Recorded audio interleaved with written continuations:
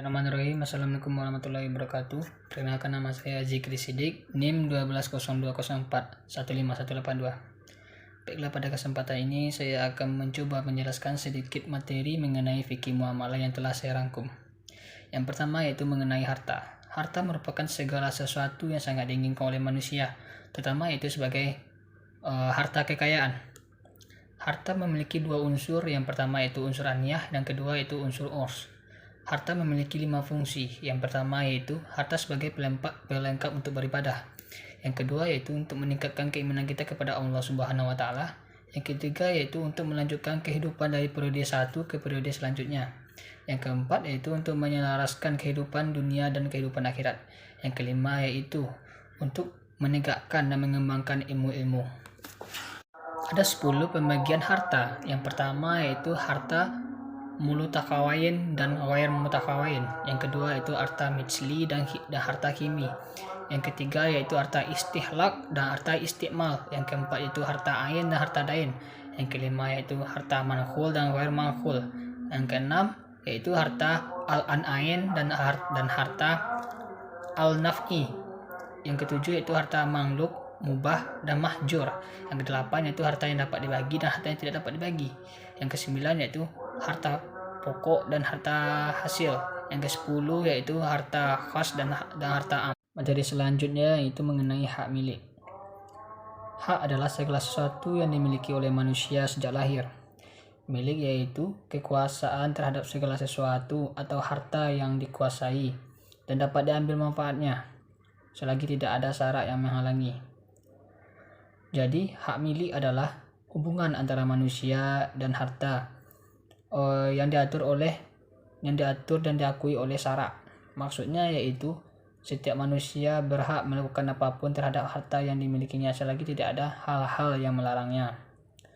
Sedangkan hak milik dapat dibagi dua menurut para ulama, yaitu al-milik at-tam dan al-milik an-nakhis.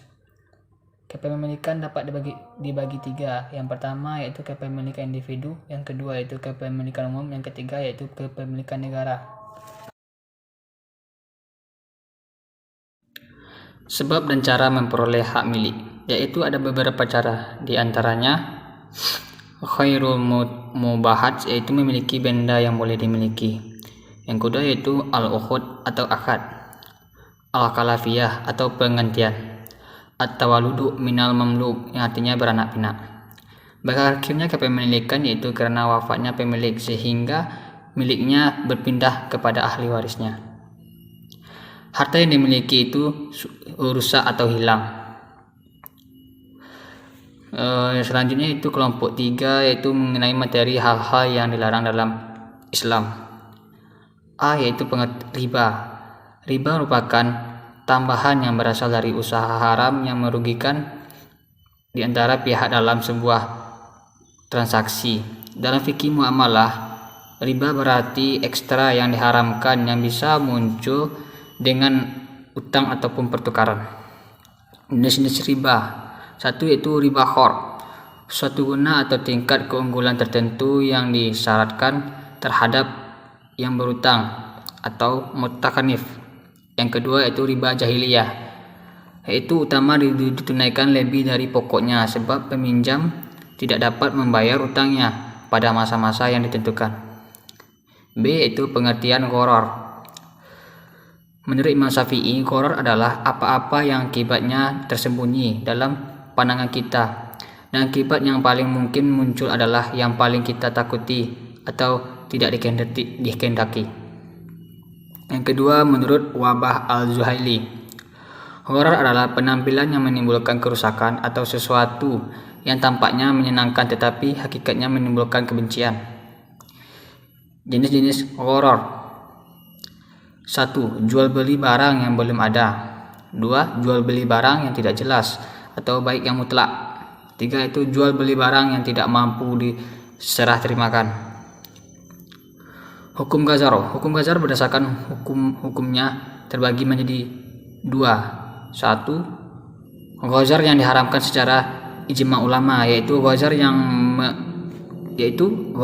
menyolok, yang sebenarnya dapat dihindar dan tidak perlu dilakukan.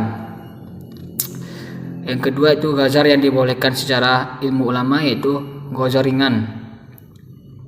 Para ulama sepakat jika suatu gharar sedikit maka ia tidak terpengaruh untuk membatalkan akad. C. Pengertian maisir.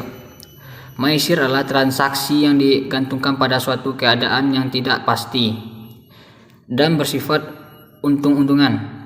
Identik dengan kata maisir adalah khimar.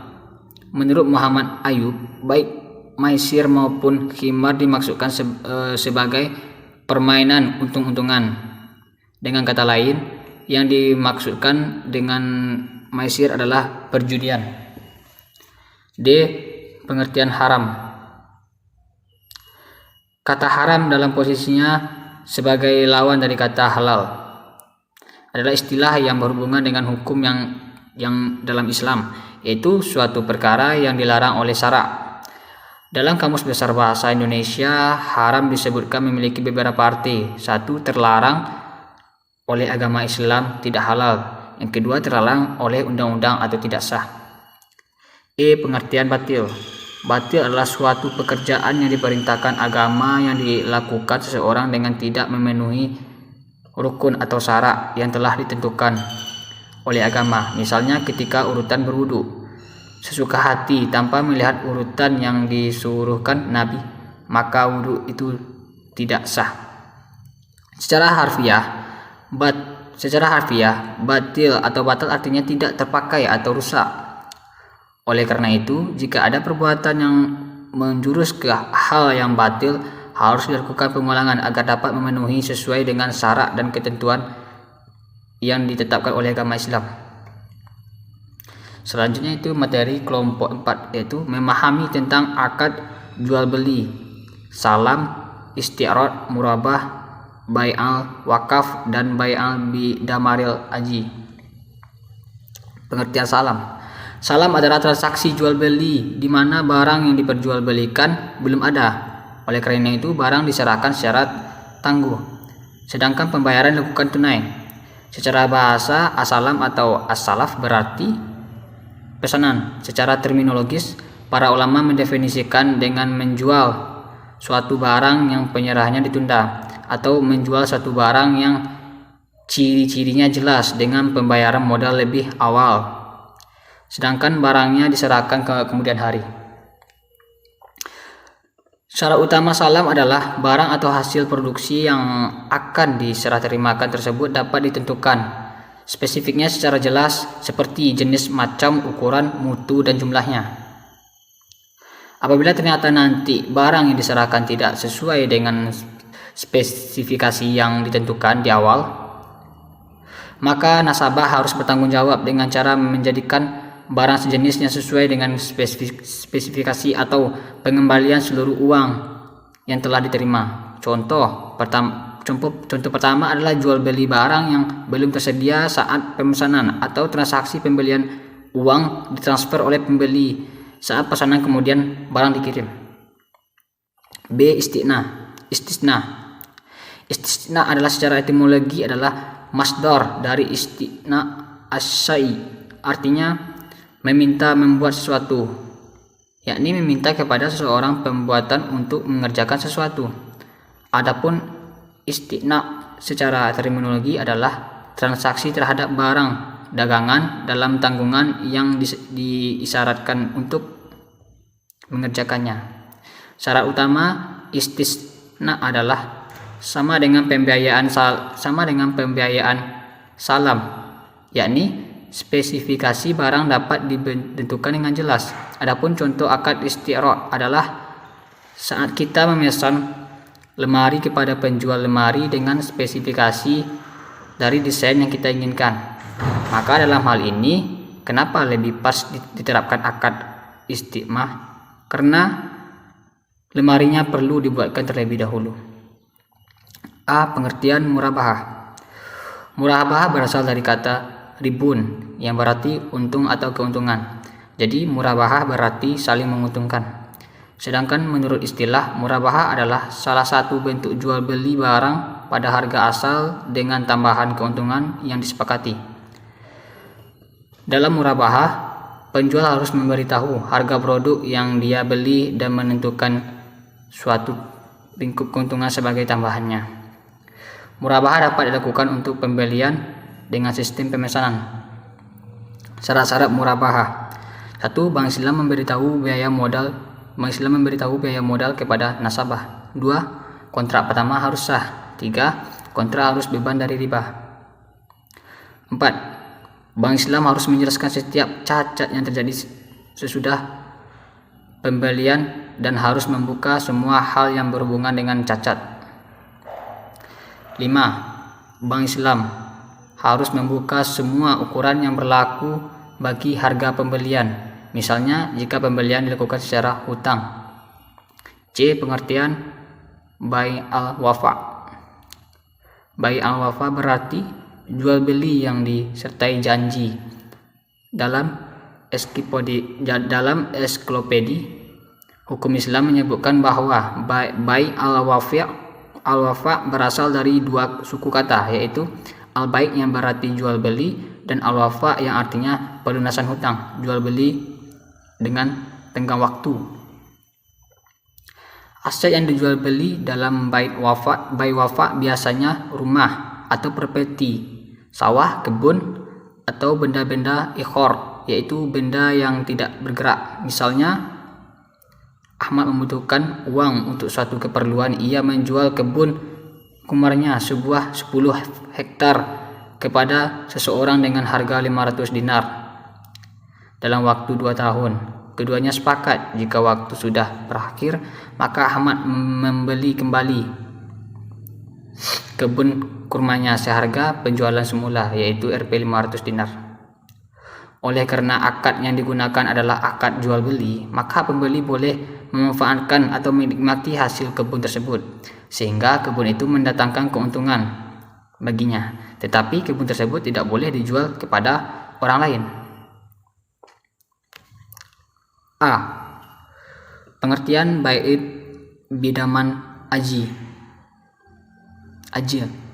Bai'id bidaman ajil dikenal dengan jual beli bertangguh, yaitu menjual sesuatu dengan disegerakan penyerahan barang-barang yang dijual kepada pembeli dan ditangguhkan pembayarannya.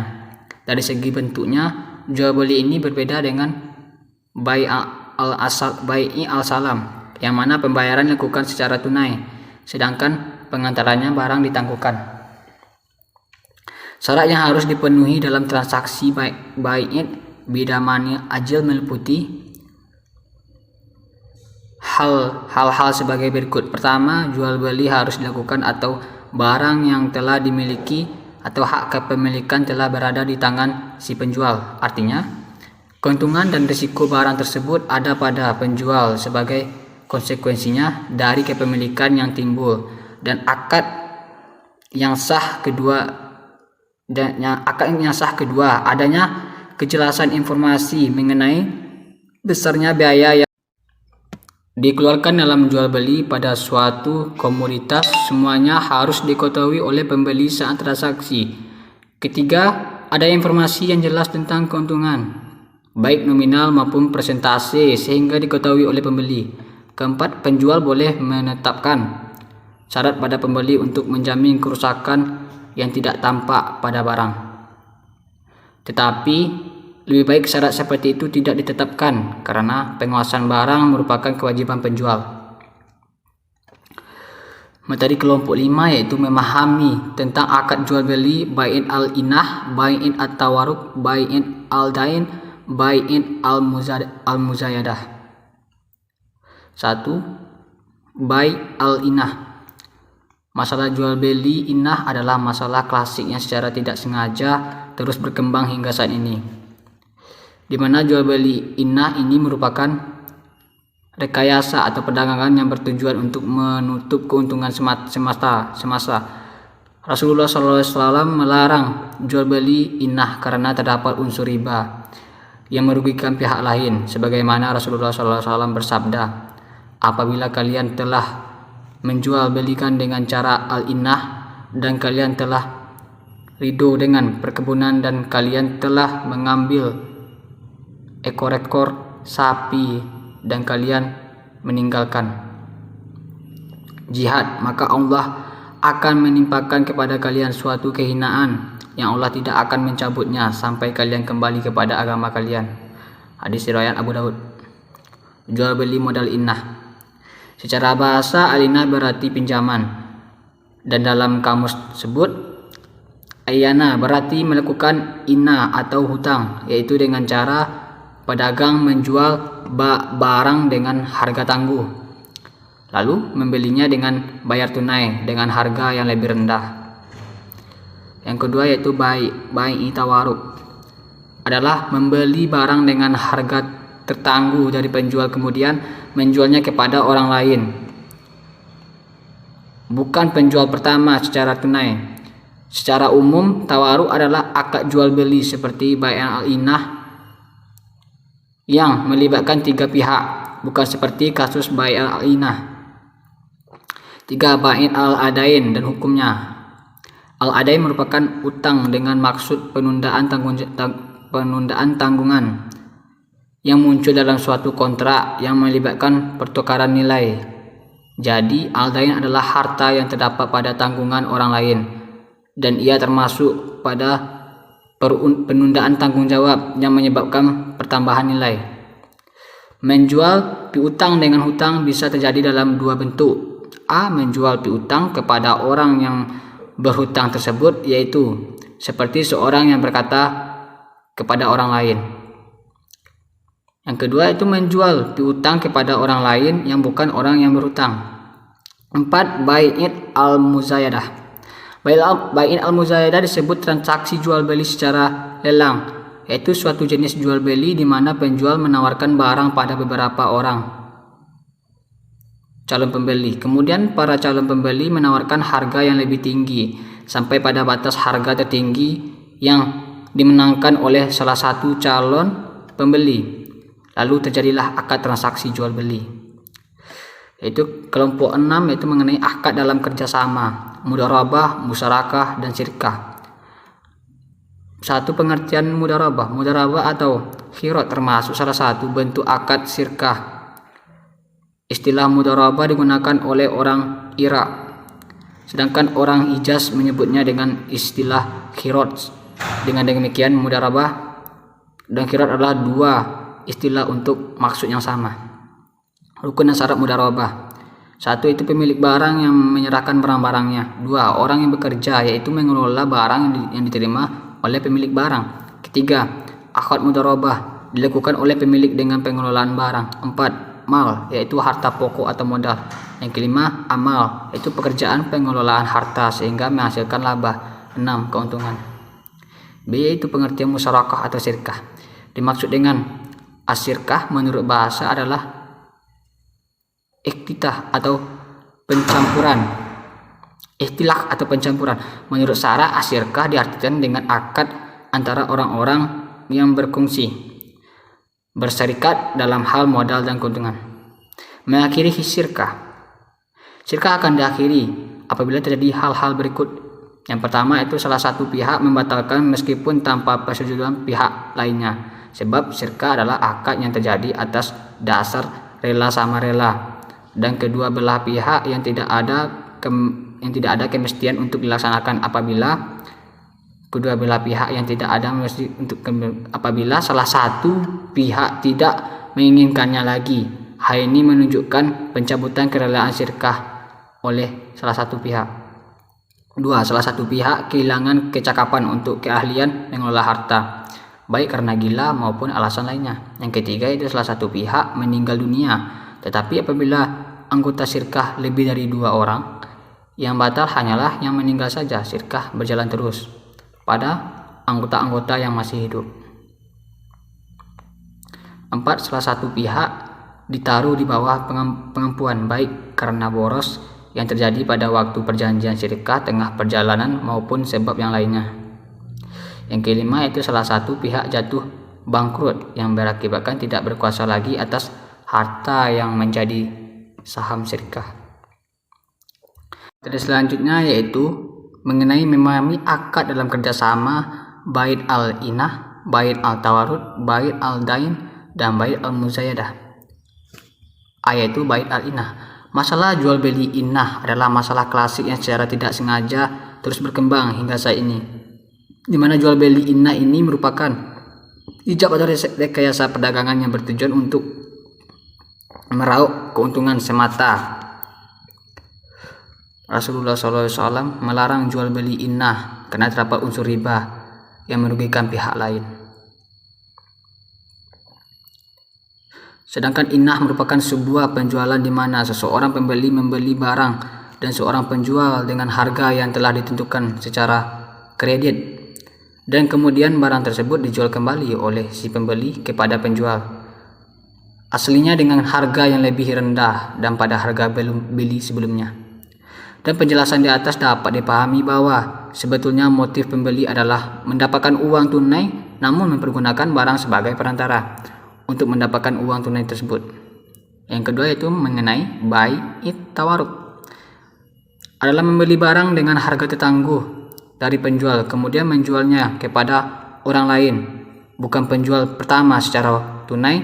Secara umum tawaruk adalah akad jual beli seperti bait al-inah yang melibatkan tiga pihak, bukan seperti dalam kasus bait al-inah. Akad tawaruk digunakan di banyak negara Timur Tengah sebagai alat untuk manajemen ekuiditas. Tawaruk disebut juga sebagai kredit murabahah. Tawaruk adalah nama yang kurang dikenal dalam masyarakat Indonesia, sekalipun di beberapa wilayah ia biasa digunakan di wilayah ini. Objek tawaruk biasanya adalah emas yang dibeli si pemodal dengan harga yang ditangguhkan dan menjualnya ke toko dengan harga yang lebih murah. Karena itu, si pembeli pertama memperoleh tunai. Tujuan lain biasanya digunakan modal untuk dagang atau memproduksi produk-produk agrikultur. C yaitu bait al-dain dan hukumnya. Al-dain merupakan utang dengan maksud perundangan tanggungan, muncul dalam suatu kontrak yang melibatkan pertukaran nilai. Jadi, al-dain adalah harta yang terdapat pada tanggungan orang lain, dan ia termasuk pada penundaan tanggung jawab. Yang menyebabkan pertambahan nilai al-dain adalah jual beli ketika yang diperjualbelikan adalah dain atau utang. Maksudnya adalah seorang mempunyai hak mengutip utang yang akan dibayar pada masa mendatang. Ia dapat menjual haknya kepada orang lain dengan harga yang disetujui bersama. Jual beli utang dapat terjadi baik pada orang yang beruntung atau bagi mereka yang tidak berutang melalui jual beli secara tunai. Selanjutnya itu bait al-muzayadah, transaksi jual beli secara lelang, yaitu suatu jenis jual beli di mana penjual menawarkan barang pada beberapa orang calon pembeli, kemudian para calon pembeli menawarkan harga yang lebih tinggi sampai pada batas harga tertinggi yang dimenangkan oleh salah satu calon pembeli, lalu terjadilah akad transaksi jual beli. Selanjutnya yaitu materi kelompok 8 itu memahami tentang akad dalam sewa, ijarah dan ijarah muntahil, bid'at tamlik. Ijarah berasal dari bahasa Arab yang memiliki makna imbalan atau upah, sewa atau jasa. Istilah ijarah pada umumnya digunakan dalam perbankan syariah. Secara makna dan konteksnya dalam perbankan, ijarah adalah pemindahan hak guna suatu barang dengan pembayaran biaya sewa tanpa diikuti pemindahan kepemilikan atas barang tersebut. Singkat kata, ijarah berarti menyewa suatu tanpa maksud memilikinya. Contoh transaksi ijarah dalam perbankan syariah. Salah satu contoh transaksi ijarah bisa dilihat dalam pinjaman multiguna. Contohnya, seseorang menjaminkan sepeda motornya ke bank untuk mendapatkan pinjaman. Hak guna sepeda motor tersebut berpindah ke bank, namun tidak akan kepemilikannya setelah nasabah melunaskan pinjamannya. Pada hak guna sepeda motor tersebut kembali ke nasabah. Syarat ijarah: 1. Kedua pihak yang melakukan transaksi ijarah sudah dewasa atau baligh dan berakal. Yang kedua itu kedua pihak yang melakukan transaksi memiliki kerelaan dan tidak didasarkan suatu paksaan dari pihak manapun. Yang ketiga, barang yang menjadi objek transaksi harus jelas adanya. Barang yang menjadi objek transaksi harus halal sesuai syariat Islam. Yang kelima itu barang yang menjadi objek transaksi menjadi hak mu'jar atau seizin pemiliknya. Yang keenam yaitu manfaat yang didapatkan harus diinformasikan secara terang dan jelas. B yaitu ijarah al-muntahiyah bit tamlik. Al-ijarah al-muntahiyah bit tamlik adalah kepemilikan suatu manfaat atau jasa berupa barang yang jelas dalam tempo waktu yang jelas, diikuti dengan adanya pemberian kepemilikan suatu barang yang bersifat khusus dengan adanya ganti yang jelas. IMBT adalah akad sewa menyewa antara pemilik objek sewa dan penyewa untuk mendapatkan imbalan atau objek sewa yang disewakannya dengan opsi perpindahan hak milik objek sewa pada saat tertentu sesuai dengan akad sewa. Kelompok 9 yaitu materi mengenai memahami tentang akad dalam jasa, kontrak jasa, wakalah, kafalah, dan hiwalah. Pengertian wakalah: akad pemberian kewenangan atau kuasa seseorang kepada pihak lain tentang apa yang harus dilakukan, dan penerima kuasa secara hukum menjadi pengganti pemberi kuasa selama batas waktu yang ditentukan. Jenis wakalah: wakalah mutlakoh sama dengan yaitu wakalah yang tidak terikat dengan syarat tertentu selain syarat yang ditetapkan Islam, tidak terbatas waktu dan tidak terikat dengan keadaan tertentu. Wakalah muzayadah yaitu wakalah yang terikat dengan syarat tertentu atau terbatas waktu atau terikat dengan syarat tertentu. B. Kafalah. Kafalah damarah jaminan-jaminan yang diberikan oleh penanggung kafil kepada pihak ketiga untuk memenuhi kewajiban pihak kedua yang ditanggung. Rukun kafalah: 1. Ada penjamin, 2. Ada orang yang dijamin, ketiga yaitu ada orang yang diberi jaminan, keempat ada barang yang dijamin, kelima ada ijab qabul. Jenis kafalah: kafalah bin an-naf merupakan akad memberikan jaminan atas diri. Kafalah bin al-mal merupakan jaminan pembayaran hutang atau pelunasan hutang. Kafalah bin taslim. Jadi sini biasanya dilakukan untuk menjamin pengembalian atas barang yang disewa pada waktu masa sewa terakhir. Kafalah al-munjazah, jaminan mutlak yang tidak dibatasi oleh jangka waktu tertentu dan untuk kepentingan atau tujuan tertentu. Kafalah al-mulakhoh, jaminan ini merupakan menyederhanaan atau dari kafalah al-munjazah, di mana jaminan dibatasi hanya untuk jangka waktu tertentu. C yaitu hiwalah.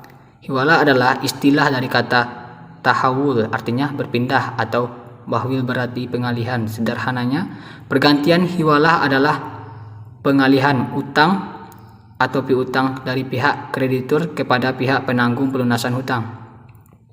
Konsep hiwalah adalah memindahkan utang dari muhil sebagai peminjam pertama kepada pihak muhalai sebagai peminjam kedua. Proses pengalihan tanggung jawab ini harus disahkan melalui akad hiwalah atau kata-kata. Pembagian hiwalah al-muqayyadah, yaitu hiwalah al-muqayyadah adalah skema hiwalah yang memindahkan tanggung jawab pembayaran hutang pihak pertama kepada pihak kedua.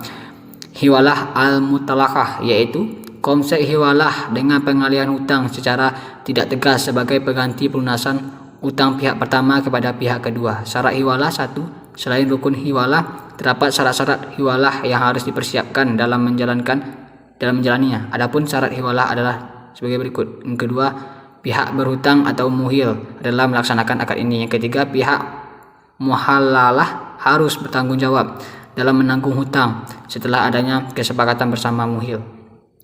Yang keempat, pihak muhal atau pemberi hutang harus menyetujui akad hiwalah. Yang kelima, hutang tetap berada dalam jaminan pelunasan. Terakhir yaitu materi kelompok 10, akad dalam sosial, ariyah, khord, hibah, dan zakat. 1. Yaitu pengertian ariyah. Ariyah merupakan kebolehan mengambil manfaat barang-barang yang diberikan oleh pemiliknya kepada orang lain dengan cuma-cuma, dalam artian gratis. Pengertian aniyah secara bahasa yang bermaktub dalam kitab lain seperti dalam kitab Al-Fath Al-Mu'in dan kitab Al-Fath Al-Khorib berasal dari kata aro, yang artinya sesuatu yang pergi dan datang kembali dengan cepat, bukan dari kata al-aro yang artinya cacat. Sedangkan menurut istilah, pengertian aniyah adalah akad yang memberikan wewenang untuk mengambil manfaat sesuatu yang halal dan saat pengembalian barang masih tetap utuh. Adapun rukun dan dari aniyah diantaranya sebagai berikut. Satu yaitu mu'ir, yang kedua musta'ir, yang ketiga mu'ar, yang keempat sigot. Pengertian khor adalah memberikan kepemilikan sesuatu jika sudah saatnya dikembalikan, itu disebut dengan gantian. Rukun utang, piutang atau khor. Satu, adanya dua orang yang berakad, yakni mukharid dan mukharid. Dua, uang atau barang yang mau diutangi, makhud alaih. Tiga, adanya ijab qabul. Pengertian hibah. Hibah penyerahan kepemilikan dari si pemilik pada lainnya pada saat pemilik masih hidup dengan tanpa kompensasi. Jenis hibah.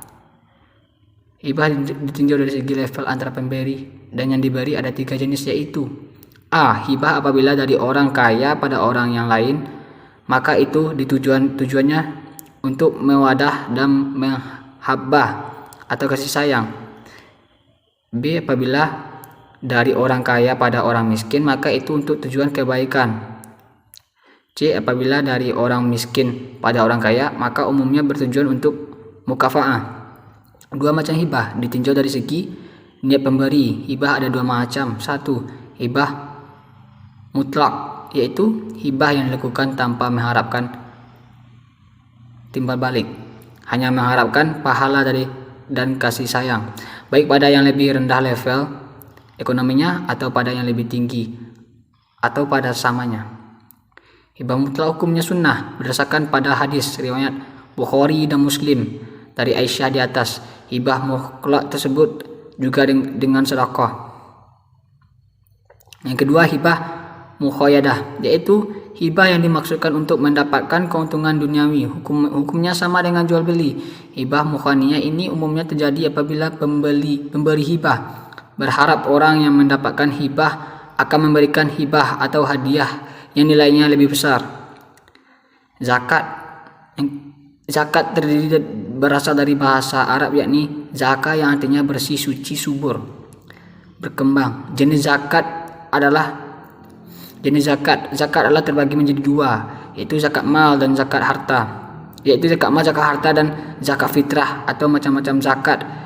Zakat mal atau zakat harta adalah zakat yang dikenakan atau segala jenis harta yang secara zat maupun substansi perolehannya tidak bertentangan dengan ketentuan agama. Sebagai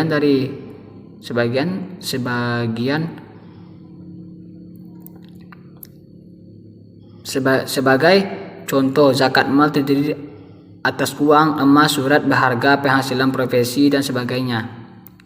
Untuk zakat fitrah, besaran pembayaran zakat fitrah menggunakan standar beras 2, kg atau setara dengan 3,5 liter beras, atau menggunakan standar makanan pokok lain yang berlaku.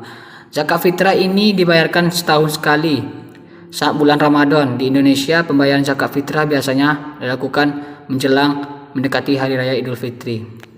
Baik, mungkin sekian pemaparan materi tentang fikih muamalah dari saya sendiri. Jika ada kesalahan, saya mohon maaf. Assalamualaikum warahmatullahi wabarakatuh.